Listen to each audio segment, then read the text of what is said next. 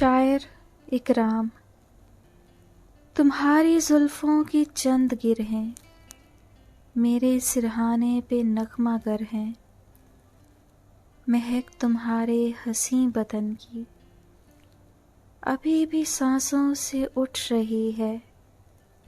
तुम्हारी चूड़ी का एक टुकड़ा दमक रहा है सितारा बनके। वो मग भी रखा है पास मेरे, है तेरे होठों के नक्श जिस पर। वो एक टुकड़ा टिशू का जाना तुम्हारी पोरों का लम्स पाकर अजब सा सरशार हो रहा है। शिकन है बिस्तर की अब भी वैसे, तुम्हारी करवट सब्त है इस पर।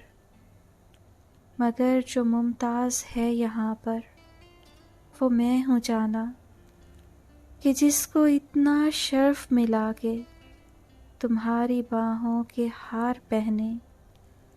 तुम्हारी जुल्फों के पेचो खम में मैं गुम रहा हूँ, कि आज शब में नहीं रहा मैं। लिपट के तुझसे महक के तुझ में मैं तुम हुआ हूँ, मैं तुम हुआ हूँ।